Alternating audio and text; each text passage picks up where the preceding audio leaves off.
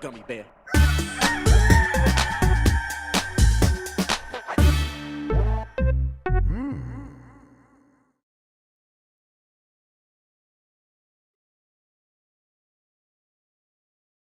Everybody, welcome to Game Mess Mornings with me, Mike Minotti, your host from giantbomb.com. Thank you for tuning in. In this episode, we're going to be talking about Perfect Dark being canceled. Helldivers 2 is coming to Xbox, and they did our boy Romero dirty. It's going to be going because we have AJ Minotti on the show. Hey, what's up?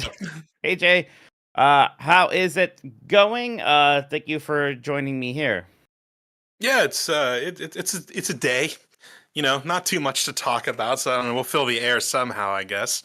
Yeah, we'll figure it out. It's okay. You know, we had Kayla on yesterday, so I think it's just nepotism week here at Giant Bomb. The nepotism runs strong here at Giant Bomb. Yeah, I'm okay with it. I think having nepotism week the same week as 4th of July seems fitting somehow, actually. So that's good. Let me get in front of this right now. I did not make the dead dog pog. That was the other brother. Oh, the other brother did the dead dog pog, which I hate to say it has a ring to it. Terrible thing to say. Yeah, you saw a movie yesterday multiple times. You're like, oh, you're coming to the movie, and I'm like, no, I gotta work. I gotta admit, I have no idea what movie you were talking about. What did you see? A Goofy movie. Oh, it was still that. Yeah, they're playing the Goofy movie. Our second run theater in town is doing a new classic every week, so I took the kids to see a Goofy movie, and we had a grand old time. Did it still hit? Oh, it hit very hard. Very, very hard. Did your whole family see eye to eye on it? Yes, we did, and we listened to each other's hearts. All right, that's good. They're doing a bunch of old movies there. I have to look at that schedule and figure out. It's Independence Day this weekend. Shocking enough. What? People get mad at me. I have never seen that movie. That's right, you haven't. I guess we could. We could see it in the theater. It was a scary movie because all they kept showing in the previews was them blowing up the White House, which now I find actually pretty uplifting. But at the time, it seemed terrifying. Fireworks. Yeah, it seemed like a really scary thing. So I don't know. I just assumed it was like horror. Independence Day. So I don't know. Yeah, maybe we'll see. You know me. My preferred 4th of July movie is usually either National Treasure or 1776, the 1970s musical about the signing of the Declaration of Independence with that guy from Boy Meets World as John Adams. Yes. Yeah, that's the stuff that hits. That's the stuff that really hits. All right, let's get into things. Before we do that, let's explain ourselves. This is Giant Bomb, a small team of video game doofuses who rely on your support so that we can make cool stuff. If you want to help, go to giantbomb.com/join. This gets you ad-free shows and some other extras. That's giantbomb.com/join. Most weekdays, Jeff Grubb, not me, will help you piece your gaming life back together. That includes breaking news and maybe even some of our own original reporting. For all these topics, I'll get the input of a bona fide expert or available close family member who will make me look smart. If you're watching live on Twitch, welcome. You can always listen to the show later on podcast feeds by searching for Game S Mornings or find the RSS feed on giantbomb.com. You can also catch the show later on YouTube. Hello, YouTube.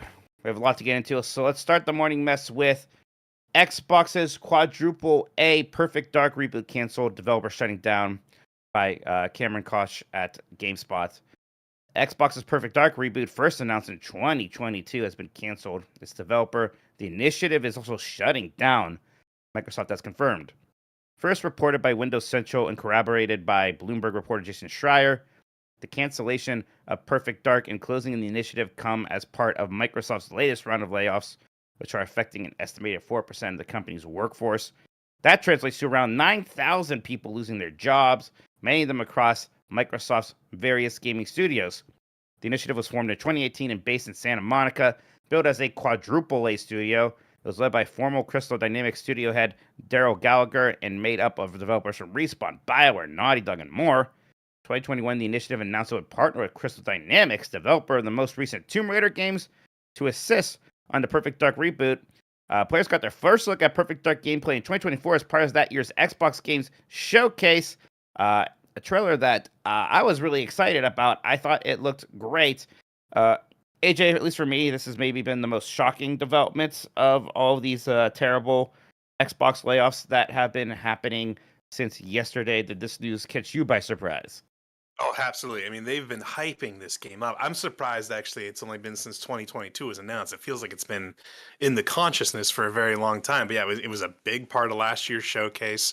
They've been hyping up the initiative as this quadruple A developer, which boy, the quadruple A games are just really hitting, Mike, aren't You they? do not Between want this to and Sea of ever, Thieves. don't ever call your project quadruple A. It is a Right. Like, curse. is that just poison now, finally? Can we stop doing that? But yeah, I mean, the gameplay demo, it was strong. There's been a lot of people wondering how genuine that was. And there was a former level designer from the initiative who's now at Studio MDHR. I'm sorry, I didn't write his name down, but he was one of the people who worked on that demo. They said it was genuine in-engine gameplay. It's just like if you didn't kind of follow the script it wanted you to, it mostly worked, but like obviously there was like an ideal way to play that demo for it to look its best. So who knows how, maybe these reports of the game not coming together are accurate, but boy, that feels like rampant mismanagement from every direction, right? It's an embarrassment. It's such an embarrassment that I'm almost surprised they are willing to go through with it and take that L, as it were. Because yeah, you talked this studio up like crazy. You promoted this game a good amount until it was suddenly, it was odd that it was absent from their showcase just a month ago. But they're bringing back a big IP. You have all these people on. You even have Crystal Dynamics there helping, and probably not great news for Crystal Dynamics, which can use the work at the moment. So yeah, it's embarrassing. It's evil because of the people who are losing their jobs. It is awful all around. It's a game that I was looking forward to. Least importantly is that I wanted to play this video game. Right. Now that's not going to happen because it was, it looked like it had some Mirror's Edge DNA in it. I was getting excited about that. Just a really, it's if the decision happened because they thought they couldn't salvage the game, then shame on them for letting it get there. For sure. You again, the game already had all this baggage with the whole quadruple A thing. Like there's this expectation it's got to be this big bombastic thing that's going to carry the platform, and even that, like, since this game was announced, the idea of the Xbox platform is radically shifted. So like, it's just like, what are we doing here? Like everyone says like, oh, Xbox doesn't have an identity anymore, and then they released a string of really good games at the beginning of this year. We're like, okay, they're finding a groove, and like it feels like every time that happens with Xbox, every time things seem like they're fixing themselves, the rug gets pulled out from under the whole thing with something like this, where it doesn't feel good to be an Xbox fan right now, right? No, I kind of almost can't imagine it. Because I think people were just getting used to, okay, no more exclusives. That's all right, and go on board with that. They actually had a pretty good showcase last month, despite some oddness with the absence of Perfect Dark and other projects like Fable. We didn't hear anything really much about that game or its studios, so presumably they're fine. But yeah, Xbox is just in a super strange place. Nobody feels good about them right now. Now, I almost hate saying it, like, they can recover from that. They kind of have before. Maybe this is going to be the straw that breaks the camel's back for a lot of people. I'm almost like cynically skeptical of that. Like, they can bounce back. I don't know if they deserve to bounce back. But they can. One more thing here. A report from shortly before the debut of Perfect Dark's gameplay trailer stated that the reboot of the Spy PS was in bad shape, that the project hadn't really come together, despite Crystal Dynamics being brought in to help development. The report that GameSpot is referring to here was from Jeff Grubb. I remember at the time, many people were very mad at him or said he was wrong about that. Jeff is usually not the person going to do this thing, but I will. You all need to stop doubting my boy Grubb. He is just about always right with these things. He's about always right. So nobody's going to eat crow on that. And it obviously not. I don't mean to do a I told you so thing about something so terrible. But yeah, stop yelling at Jeff for being right. Yeah. All right. Leave him alone. Next up here is Banjo-Kazooie Sea of Thieves director leaves Rare after 35 years following the Everwild cancellation. This is by Andy Robinson at VGC. Greg Mails, Rare's most experienced and influential game designer, will leave the company after more than 35 years, sources have told VGC. According to multiple people at the studio who spoke to VGC anonymously, Mails will leave Rare following news of Everwild's cancellation on Wednesday. The designer had been directing the project since the team was restructured in 2021. According to the sources, executive producer Lewis O'Connor, another Rare veteran whose first project was Conker's Bad Fur Day for Nintendo 64, will also leave the company following Everwild's cancellation. Mails was one of Rare's earliest design hires, with his first credited game, Solar Jetman, releasing in 1990. Everwild was perhaps a predictable casualty from all this. I'm not surprised. Yeah, but it's still like, what are we doing here? How are we not, helping get these things together, or at least finding something else to do for a respected, important veteran like Greg Mails to keep them happy or keep them with the company? Again, 35 years. Worked on all these important games, including Banjo-Kazooie, an IP that everybody, maybe they have market research we don't have that's like, actually nobody does care about Banjo-Kazooie. At least for me, it seems like people would care about that. If people popped off for remakes of Crash Bandicoot and Spyro, I think they would pop off for Banjo-Kazooie, so we could at least do something over there. Are you worried about Rare?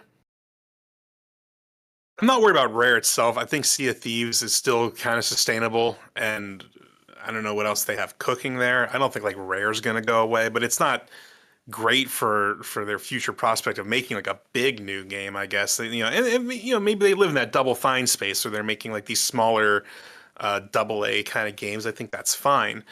It's just, again, it seems like every time this happens with Microsoft, the excuse they kind of give sometimes is we were too hands off and we need to be more involved with these studios. But like, they never seem to actually do that. Like, again, it's like Everwild didn't come together because the studio was too hands off, and Perfect Dark wasn't coming together because we were leaving the initiative alone. Like, I don't know, get in there, like support these studios. They're not getting support, clearly. Like that is, I think, abundantly clear from all this. I don't think it's in your rundown, but like Zenimax Online also had staff reductions and a in-development MMO get canceled, which apparently from the reporting I saw in the leaks was actually coming together very well.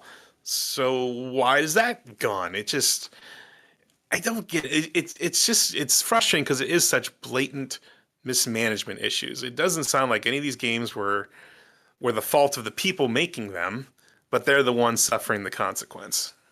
Talked about Zenimax. We talked about a little bit yesterday, I think, but yeah, they had an MMO. Apparently, it was going to be something more sci-fi-y, and that got canceled. Some people were saying that the game was looking like it's going to be something special. We will never know. And again, I just don't know how much more ESO juice there is there. I think I may be a little bit more worried than you are. Maybe I'm just pessimistic with everything, but yeah, Sea of Thieves probably has some juice for a while. I don't know if it has forever juice like a World of Warcraft. No. I think they'll have something come out. It's not going to be as big as, even a Banjo-Kazooie might be too big at this point, but I think they'll have another Sea of Thieves-esque thing happen. I mean, yeah, I hope so, because closing down the initiative is one thing. If Xbox really wants to lose any goodwill that they could possibly have left, I dare you, shut down Rare, because holy crap, would that be a terrible thing and a terrible look, right? And we talk about EA just closing down beloved studios. If you somehow bungle Rare and have to just close that thing down, you are going to be rightfully and heavily disliked. Yeah. No good. All right. John Romero's next FPS has lost funding in the wake of Microsoft cuts. This is from Jordan Midler at VGC. Romero Games has announced that its next unannounced project has lost funding, with a now ex-Romero Games employee claiming it was due to this week's Microsoft cuts. In a statement from Brenda Romero, the studio announced that last night we learned that our publisher has canceled funding from our game, along with several other unannounced projects at other studios. This was a strategic decision made at a high level within the publisher, well above our visibility or control. We deeply wish there had been anything we could have done to prevent this outcome. A Romero Games employee has claimed the whole studio is being let go as a result of Microsoft cuts, with many advertising on LinkedIn that they've lost their jobs. Romero Games is based in Galway, Ireland. The team, which included over 75 developers in 2024, hadn't fully revealed its next project beyond the fact that it was a first-person shooter made in Unreal Engine 5. I know we have our fun with Romero around here with Daikatana, Daikagrubba, whatever the heck we were calling that. But this is just another pretty massive hit. This is a lot of people suddenly out of work. And, I find it unsettling in a lot of ways. Like, yeah, Daikatana, ha ha ha. But John Romero made Doom, right? Just like one of the most important game designers ever. Here's somebody who just can't get their next game made or can't get a studio to work. I would have liked to seen what a quote-unquote modern John Romero FPS looked like, whether it was going to be something more so marketable. It's so marketable. Well, maybe it's marketable to the olds like us, but, you could do something with that. Yeah, absolutely you can. Like, again, it's just, what do they want us to feel right now? And I mean, here's the issue. I'll get into this real quick. Microsoft as a company, Microsoft, the capital M, above Xbox, decided that rather than sell video games to people like us and make millions, they're funneling this money into AI developments. They could sell it to other companies and make billions. Like, that's really what this is about. That's the strategic shift happening here. Great. Yes, and so as much as like we're upset, they don't care. Like, we're like, again, Phil's statement that he put out about, we're actually in great shape and making all these games and this is strategic. That's not for us. That's for investors. It doesn't matter. If they sell a few fewer video games, but they sell a giant contract to a health insurer to use AI to process claims, they're going to make billions of dollars. And that's what this is about. I have to imagine that whatever Romero Games was working on with 75 developers, I bet it was going to be a mid-sized kind of, classic shooter experience thing. I can't imagine it was going to be the most expensive thing in the world. And this is a company that is literally worth trillions of dollars. It is disgusting and immoral how much money this one company has. They went around, they went acquiring all these people and making all these deals. That's the other thing too, right? Because when they were doing that, the big concern, I'm sure there were other people saying, they might just shut everything down if they pivot. Mm-hmm. But everyone's like, oh no, they're going to have a monopoly, right? We thought that because they're going to bring in all this money from Call of Duty and King. And now instead, they'll pay for everything. Well, yeah, it's like they got all that money, and when they're cutting jobs at King and they're cutting jobs at Raven, who works on Call of Duty. Right? So, what are we doing? So what was the point of all that? What was the point of all that? Yeah. It's deeply frustrating. And again, John Romero, we joke, is a legend, is incredibly important to the game industry, and it's sort of distressing that they just, their game could just get canceled like that. And almost kind of like in the background amongst a lot of the bigger moves happening as part of this. But it's just a good reminder, like, these cutbacks are going to affect so many people. Because it's not like, Xbox owned the studio. But they just cut funding and that killed it. Yeah, exactly. But if you're a smaller studio and your one game is being funded by Xbox and they cut the funding, then you're done. That's it. You're over.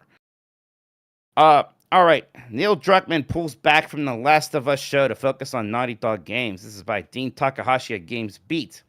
Neil Druckmann, the co-creator of the Last of Us show on HBO, is pulling back from the show's production to focus on Naughty Dog games. In a note to the Naughty Dog community, Druckmann said, I made the difficult decision to step away from my creative involvement in The Last of Us on HBO.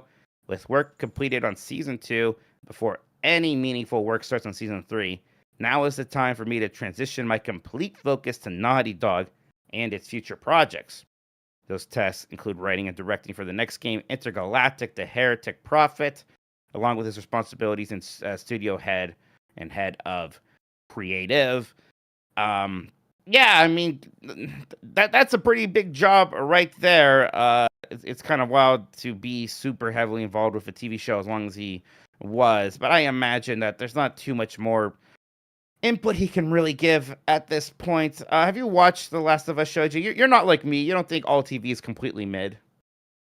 No, I actually am. I've watched very little TV. Okay, well, I guess I'm just right I'm then. also not.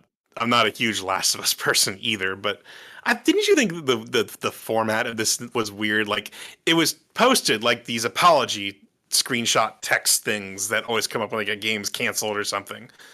It was like a weird humble brag in a way. Like, I'm just so busy making these award-winning games. I just can't work on prestige television anymore. I'm too busy. I don't know. Well, now that you mention it, yeah, it's a little obnoxious, I suppose. It is. Like, to me, it does not seem that important that you're not consulting on season 3 of the Last of Us TV show anymore. Like why is this an announcement? Like, who cares? Go. Oh, I have to go back and do my job now. Okay, cool. I do that every day. Right? I mean, and frankly, I don't know. I can't speak for other people. Maybe for him, working on the TV show is more exciting. I'd imagine getting to work on Intergalactic, The Heretic Prophet, and running all of Naughty Dog would be. It's a pretty good gig, right? I think that would be a pretty good gig. But, maybe it's all pretty rote for him now. I don't know. The impression I was getting was kind of, almost kind of like the games itself. Last of Us Season 2 was a bit more divisive than that first season.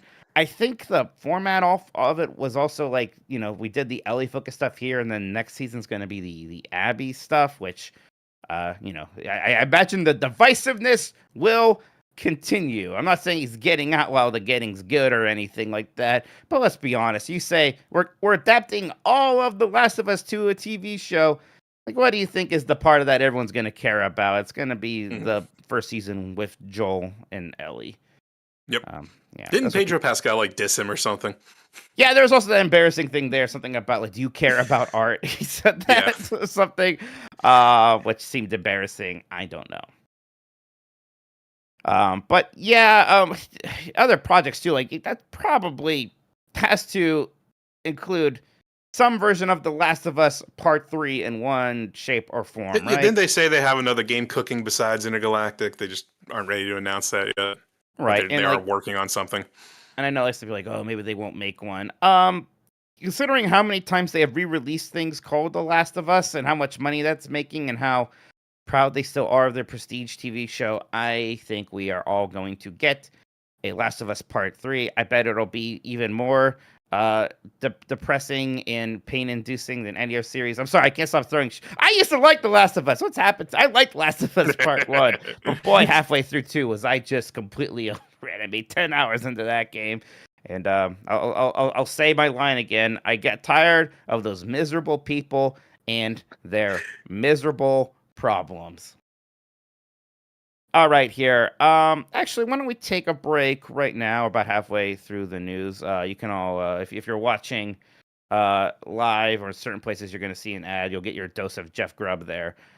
So yeah, say hi to Jeff. We'll be right back, everybody.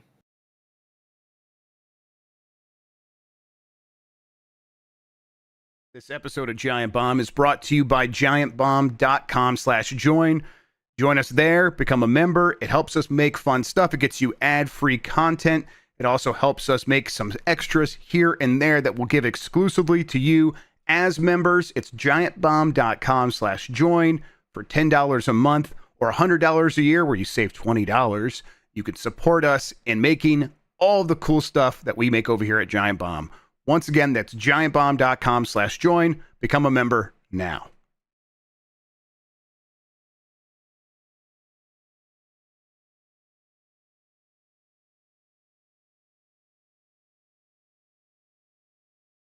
All right, we're back. Thank you, Chad. I saw all of you saying hi to Jeff Grubb over there. Very nice of you. I hope he's doing well on his trip. I believe he will be back on Monday. I'm just guessing, I suppose. Like, who's not back on the Monday after a vacation, right? Actually, that was me, but that was mostly because I was about to say that was because I got my A's and P's look alike. Were you shocked when you got that text from me saying I got mixed up there? No. The funny thing is, you originally asked me to pick you up from the airport, and so you went up the drive, and I couldn't because I couldn't pick you up in the morning. I could have picked you up in the evening, Mike. That would have been cool. I wouldn't have had to driven to and from the airport. That would have been nice, actually. Shoot. Well, that's all right. I got to go ride ET. That's right. Yeah, I mean, yeah. That's the frustration. You screw that up, and your reward is a half day at Universal Studios. I'll never learn. Nope. Speaking of maybe never learning, Mind's Eye devs UK workforce around 300 receive at-risk emails as former GTA lead Leslie Benzies finally addresses staff. This is from Wesley Yinpool at IGN. Build a Rocket Boy, the Edinburgh, Scotland-based developer of Mind's Eye, has issued at-risk emails to its around 300-strong UK workforce following the disastrous launch of the game. Sources familiar with the goings-on inside the Embattled studio told IGN at-risk emails were also sent out to staff at PlayFusion, which Build a Rocket Boy acquired in late 2024. PlayFusion, whose CEO, Mark Gerhard, became co-CEO of Build a Rocket Boy as part of the buyout, is working on a different game, a fast-paced FPS called Ascendant, which was meant to come out this year. Last month, IGN reported that Build a Rocket Boy had begun a redundancy process following the release of Mind's Eye. The standard 45-day consultation process kicked off on June 23rd, which, according to UK law, is triggered when an employer proposes 100 or more redundancies within a 90-day period. IGN understands Build a Rocket Boy currently has around 300 UK employees with 200 abroad. On Steam, which does not paint the whole picture of Mind's Eye current popularity, the game hit a peak concurrent player count of 3,302 on launch, but had a 24-hour peak of just 46 players. At the time of this article's publication, 26 people were playing on Steam, where Mind's Eye has a mostly negative user rating. Meanwhile, Build a Rocket Boy sources told IGN that Benzies finally addressed staff following the release of Mind's Eye in a brief video call yesterday, July 2nd. According to two people present who asked not to be named in order to protect their careers, Benzies insisted Build a Rocket Boy would bounce back and relaunch Mind's Eye, blaming the studio and game struggles on internal and external saboteurs, among other things. Oh my God. What the absolute hell, loser behavior. Oh my God. I mean, it's just so delusional. I mean, I guess according to him that I'm among the saboteurs here. Well, no one likes the game. No one likes it. We all see it. Like I think you and Grubb talked about this before. Like, what is there to fix? There's nothing there. There's no substance to this game. No, it's not. Like, what do you do to it? Relaunch it. It's not like Cyberpunk, where like it's mostly bugs and like performance is the issue. There's nothing here. The best part about the game is a bug when you hit that guy and he turns into spaghetti. So fixing that, your game's actually going to be even worse. Benzie just sounds like an absolute loser. If one, just for saying that the reason only 26 people are playing your game on Steam right now is because of like the deep sabotage or something. Oh my gosh! Like either you believe that or you're just saying it, and either way, absolutely pathetic. It's unhinged, right? But and it sucks because there are over 300 people who depend on this person's leadership. I am firing up my resume if I'm one of those people. What the heck? Right. It just does not sound good. So yeah, I mean, you completely discount the possibility of a Mind's Eye bounce back. No, that's ridiculous. Relaunch it with what? What are you going to do to that game? The fact that he is so unwilling to take any accountability for this game they put out. And instead of saying, okay, like let's learn from this and move on, you're like digging in your heels. Like, no, this is the game. Like these people can't see how good it is because we're being internal saboteurs. What internal saboteurs are you talking about? That's a classic move, right? So it's not just the press, but there's people within the studio and they're leaking to the press, and they're somehow they're big part of the problem. Like, the game's out. Like, there's no hiding anything. Now it's out. People played it. They said it's bad. Like, what do you want?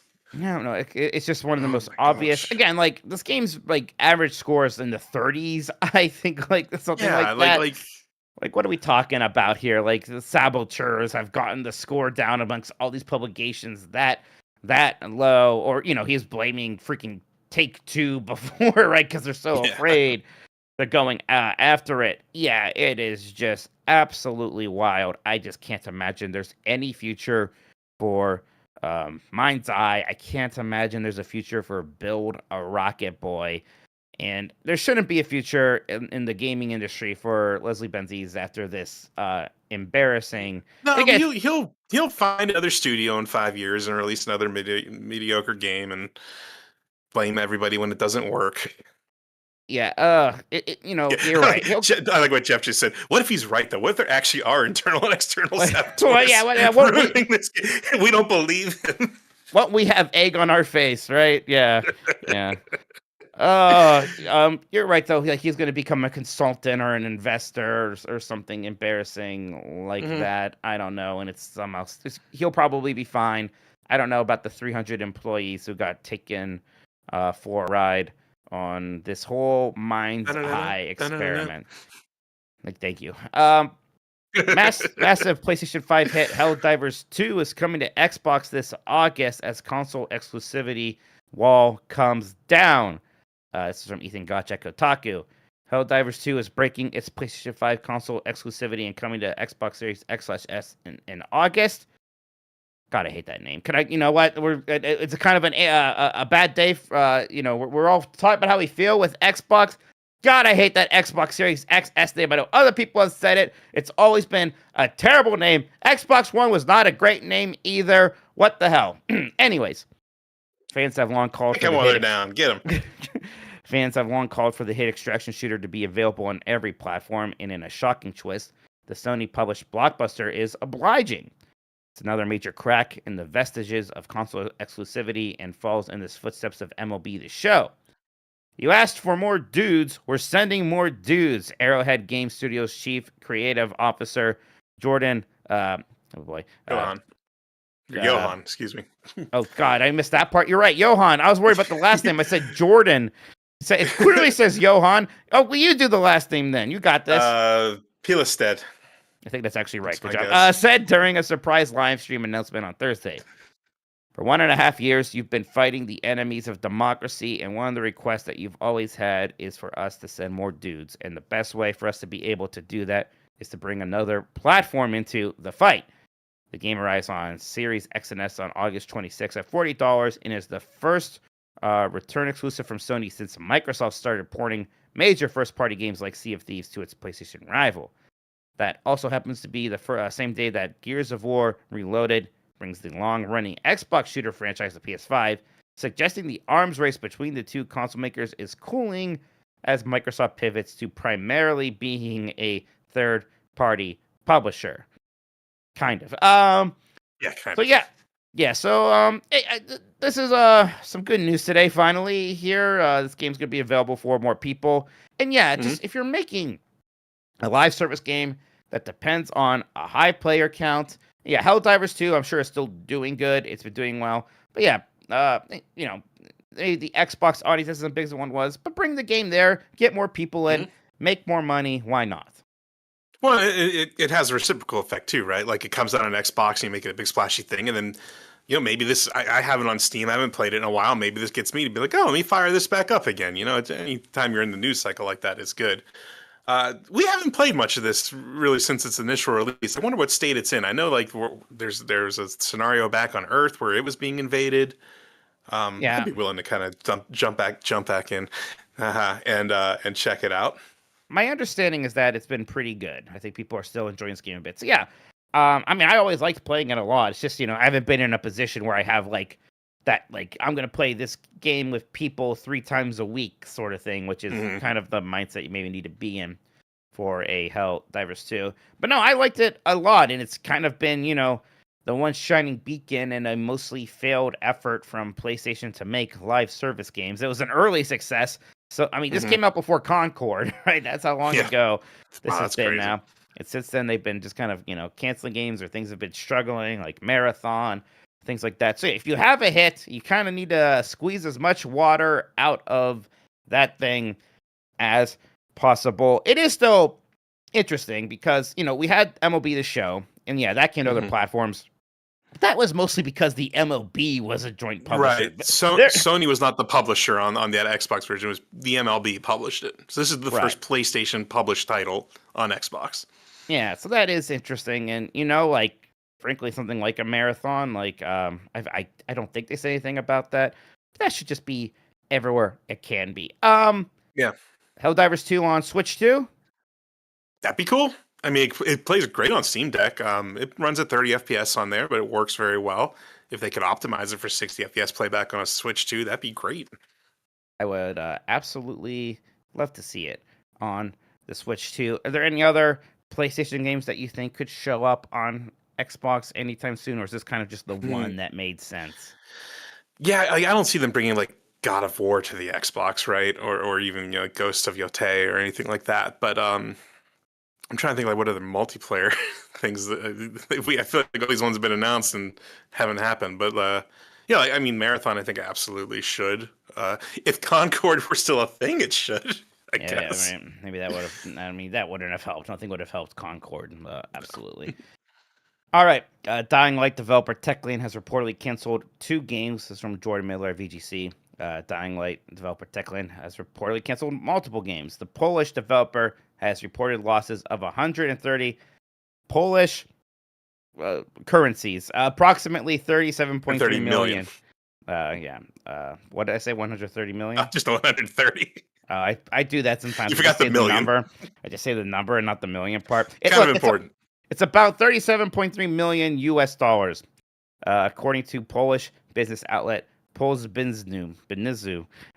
These losses have been attributed to our decision to discontinue further work on 2 projects. It's unclear which projects have been affected. VGC has asked Techland for comment. In 2022, Techland announced that it was working on a new open-world fantasy RPG. While few details were known about the game, Techland has announced that it had begun building a new team to helm the game, which included RPG veterans. The team responsible for the new IP included several former CD Projekt Red staff, including open world director Bartosz Oczman from Cyberpunk 2077 and The Witcher 3, narrative director Karolina Stasja from Witcher 2, Witcher 3, and narrative lead Arkadiusz Borowik from Witcher 2 and Witcher 3. I don't know why I included so many of these names here. I'm just setting myself up for failure. I mean, this seems like a bummer, but I just can't imagine that Techland can ride this Dying Light train forever. I know there's another new one coming out relatively soon here. Dying Light The Beast supposed to come out this summer. But that was originally supposed to just be DLC for Dying Light 2, so they're kind of making its own thing. Sure, why not? I mean, this feels tough, right? Because it feels like they were trying to branch out from Dying Light, but maybe they went about it the wrong way, trying to spin up a whole new team instead of just taking the Dying Light team and having them make the next thing. Like they were afraid to leave Dying Light behind, so they tried to have their cake and eat it too. Maybe they needed to just make a clean break or put that series on pause while they did the next thing.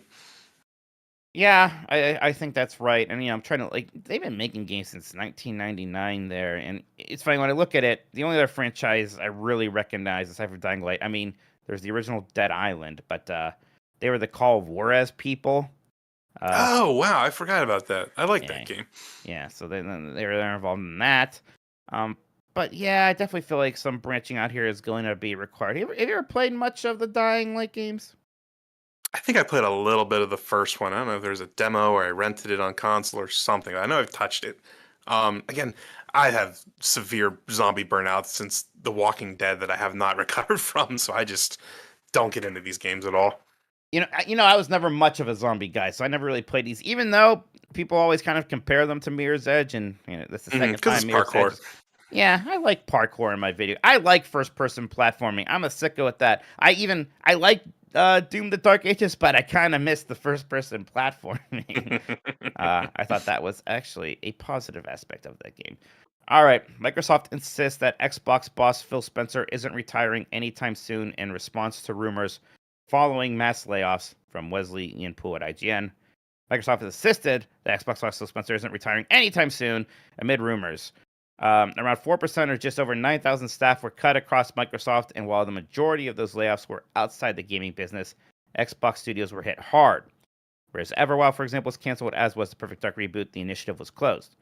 Amid the bloodbath, Call of Duty leaker at the Ghost of Hope claimed Spencer, who has come under fire for the layoffs that have plagued Microsoft's gaming business ever since its $69 billion acquisition of Activision Blizzard, was set to retire from his role as CEO after the launch of the next generation Xbox, with current Xbox president Sarah Bond set to take his place. However, Microsoft issued a statement to press that suggests Spencer will remain in his role for some time to come. Speaking to The Verge, Gary Perez, head of Xbox Communications, said, "Phil is not retiring any time soon." Should he, AJ? Feels like we're getting there, doesn't it? What did Harvey Dent say, Mike? You either live the hero or die the hero, or live long enough to see yourself become the villain. And right, it does feel like we're shifting into that phase now. Right. Although, to be clear, I'm not. It may not just be a matter of perception. I mean, look, Phil is a likable person, and he's nice individually to people, including to me.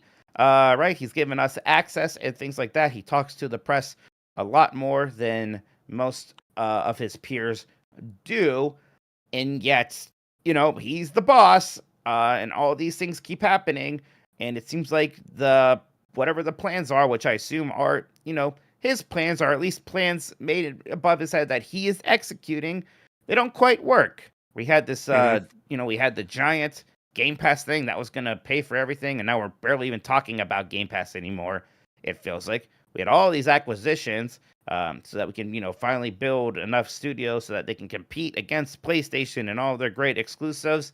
And that just never really happened. The Xbox Series X and S just didn't really work. So, at some point, when does leadership have to pay for this a little bit? When do they have to take the responsibility for it? And also, when the bosses are saying, "Hey, you need to go cut around 4% of staff," or whatever. I'm ignorant of how much power he has there, but I can assume he could at least say no, or say, I'd rather resign than do that. I know that's a difficult decision, but at a certain point, maybe push back as hard as possible on this kind of nonsense. But that's the issue, right? Like, what we see as a bad job and a failure, he's doing exactly what they want, right? His bosses said you have to do this, and you're going to be the decision maker and take the heat, and he's willing to say okay, and he does it. So that's job security. That's him performing his role. No, I think you're absolutely right there. As far as the larger Microsoft leadership is concerned, they're probably very happy that he will mostly do what they tell him. And of course, he has to do what they tell him to. But, it's just, that's such a problem, right? In Sony world, being the head of PlayStation means more than being the head of Xbox does in Microsoft world. PlayStation is just so much more important to a Sony than an Xbox is, revenues-wise, to a Microsoft. But again, this is a company with literally trillions of dollars, and they are just going out there and inflicting all this human suffering just to get that bottom line slightly higher. It's all about money, and it's freaking pathetic and disgusting. And look, I mean, Phil's been there a long time, right? It's been a long tenure, and if the things aren't working out, I just don't really at a certain point, I don't understand why he needs to be in charge anymore. And frankly, I don't know if promoting somebody else from just that leadership team is going to make much of a difference there either. I don't think things are going to suddenly change if Sarah Bond is in charge of Xbox. No, there needs to be a shift. There needs to be a shift at the corporate level that prioritizes Xbox. Right. That's not there right now. I think Xbox makes enough money that they're happy with it. They're not going to get rid of it, but I don't think they see a reason to grow it any further, or they don't see an opportunity to grow it. So let's keep it, profitable but manageable. Let's not invest into it because we'd rather, again, invest into AI and stuff like that because that's where the money is right now. And maybe 2, 3, 5 years from now, hopefully AI, the bubble bursts on that. They move to the next thing. Unless gaming somehow has some huge glow up where all of a sudden that's as marketable as something like an AI is right now, we're never going to get that. And that's why, a company, you cite Sony, but even Nintendo, like Nintendo is a game company. There is nothing above that.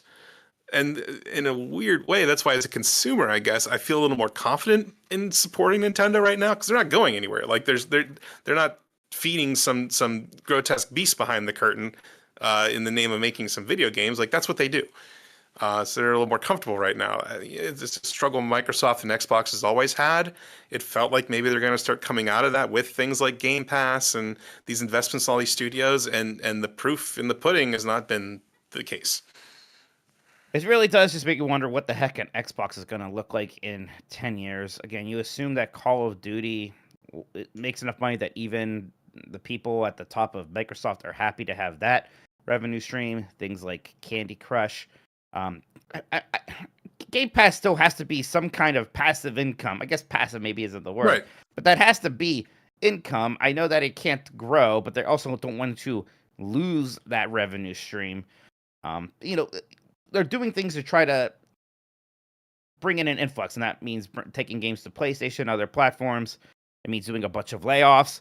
But what else? What next? If it's always got to, just be these big hits, these big sudden drivers to increase the bottom line, you just keep going and going down that road. I mean, eventually you're gonna run out of tricks here, and I'm a little worried about what that's going to look like. It's going to be very telling. It's going to be whatever happens with the next Halo. Both what it looks like they put into it, and how it performs. If that doesn't work, like if it's not a rampant success, that's when I think things will start to radically shift downwards. If it does well, that's the crummy thing, right? If it does well, I think it just maintains the status quo. Like I don't think there's any growth to come from a new Halo. But I feel like if that doesn't work, then I think Microsoft loses its appetite even more than they already have. I mean, it's funny that you say it. It almost feels like in some sense we are here because people did not care about the last Halo, really, right? Yeah, like, true, true. Right? Like if Halo, if it was maybe some big success and it drove a bunch of people to get an Xbox Series X and to buy Game Pass, maybe we aren't having all of these weird conversations. So, yep, I have. You hear that? It's your fault. Yeah, that's what it is. You who didn't play Halo, an actual good video game. It's not even 343 Industries. It's Halo Studios now or something. I always forget that. I see studios about that, and I'm like, what the heck is that? I'm sorry. I did. Donch Edie in the Edel on the chat mentioned something I found funny today. Did you see this report that apparently EA thinks the next Battlefield will have 100 million players? 100 million players, which is like 3 times more than the most successful Battlefield game has ever had. Yeah, because that series has really been on the up and up lately. Battlefield, yeah, yeah, that's going to work out really well for them. I bet that's going to go great, and there's going to be no consequences of them not meeting expectations at EA. Look, EA, just because you aren't the villain this week, look, we'll get to you. Okay? Yeah, we haven't forgot. Calm the hell down. All right. Let's look at our poll from yesterday here while we figure out a new poll. Because yesterday, AJ, I asked everybody, would you have played an Outriders sequel? Apparently, also recently canceled. Only 30% of people said yes. 70% said no. I think you liked Outriders, right, AJ? I did like Outriders. It's funny. It came out at a time when it felt like there was a very strong sentiment against the churn of a games as service and a live service game. So like the pitch was this is that looter shooter you like, but like there's no season passes, there's no constant grind for loot and gotchas and all this stuff. And it was like, oh, okay, like this is what we want, right? And it still didn't quite hit. So it's like, well, I don't know what these people want anymore. Like you say you want one thing, we give you that, you don't want it, we give up. So it's a bummer. Mm-hmm.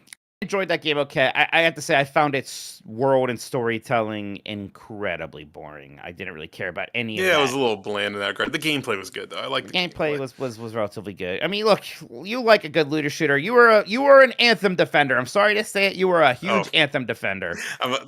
Don't be sorry. I love Anthem. Yeah, I'm sorry for you. Even if you have no shame, I do. It's embarrassing. All right. New question is going to be: should Phil Spencer still be in charge of Xbox? We'll let Jeff handle the results of that one. I should do one. Yeah, good luck with that. Yeah, I should almost do like a Jeff poll here. Like, did we really miss Jeff this week? Yes or no? Like, you know. But no. We'd absolutely miss our boy Jeff, and I'm going to be happy to see him back. These morning shows are a lot of work. It turns out, AJ. Well, this is early for you, Mike. It's still AM.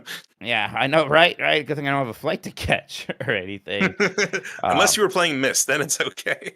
Right. So, gosh, speaking of which, I am sad I didn't get to play Myst this week because I missed my flight. Still on brand. Someone pointed out, you couldn't play Myst without Jeff with you. Jeff and Jan have got to be playing with you. That was actually part. Like at first, it's like we can't do it without Jeff. Jeff's like, of course you can, and I'm like, I don't want to do it without Jeff. It's fun having Jeff and Jan there. I think it's a great. See, the universe righted that wrong for you. I know you were the Myst guy. I always told people you were. I love Myst. I adore Myst. So I'm very happy that you're playing it. I hope you get through Myst and Riven. I want you to play through all of them. Then we can play. We'll get a Giant Bomb community in Uru on the fan servers. It'll be great. Ages beyond Myst. Your Myst 3 is your big one, from what I recall. That's my favorite. The game hit so hard when I was in high school. Did you ever beat Myst 5? No, I fell off it. It is my weird little streak of shame. And the reason I fell off it is because, spoiler, Atris is dead in that one. And he's like, I like Atris. Like, I found out, I was like, oh, well, that kind of kills the vibe a little bit. Like, I don't like that. And it had a weird mechanic with, like, drawing on these tablets. It's okay. I'm definitely going to lord it over you, though, if I beat Myst 5 before you do. And I'm the real... I think I could catch up. If you get to 3, maybe I'll start playing 5. Yeah, you'll get back to it. For you. All right. Hey, we've had some fun on the site yesterday. I played through Guitaru Man on Delight Club with Dan and Kayla, both cheering me on. We didn't have that game, AJ. I think we might have. No, it looked fun. It was a great game. Looked very fun. I like that a lot. And then last night on Wednesday evening gaming at Mike's at Night, Wega Man, I played Dune Awakening, which that was good stuff. I think you'd like that game quite a bit, AJ. Actually. Yeah, I was gonna say, do I need to finally check this out? Maybe. We have a Giant Bomb server on there. If you watch the stream, you can find out where we're all playing that on. But yeah, I haven't really played a lot of these survival MMO kind of things. I was having a very good time with that. The vibes were good. It feels good. There's a grappling hook, and you have Breath of the Wild style climbing in it. So that's fun. Yeah, that stuff was all super fantastic. We're not quite done with this week, though. We still have a voicemail dump truck popping off later today at about 11 a.m. Pacific with Super Eye Patch Wolf joining us. Ooh. Yes. So I haven't actually met him yet. I think he's met everyone else on the team. He said some nice things about me on a video he did not too long ago when everything was going down with Giant Bomb. So I appreciate that. Makes excellent videos. I like his Simpson stuff quite a bit. So yeah, excited to see Super Eye Patch Wolf later today. But that's about it. AJ, anything that you would like to promote? Yeah, some of you may know that Mike and I, along with our brother Chris, do a Disney podcast called 90s Disney at 90sdisney.com.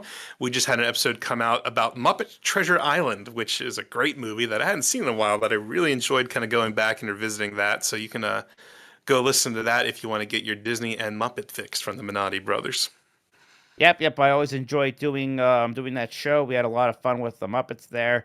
I think we might do a Muppet movie ranking soon. Our August 1st episode, every summer we do this thing where we recreate cocktails from the theme parks, and we kind of have just a backyard cocktail party and re-record that. That's always a very good time, so I'm looking forward to that for sure. All right, and with that, we are out. Thank you to our guests. Thank you again, AJ. Really do appreciate it. Do you want to shout out any socials or anything? Yeah, I'm on Blue Sky mostly. I'm at AJ Guy on there. And come say hi. All right. Thank you for being the best audience in gaming. And until the next morning mess, which render not tomorrow, we are off for the 4th. So on Monday, have a good one. Take care of yourself and goodbye. Yummy like a gummy bear.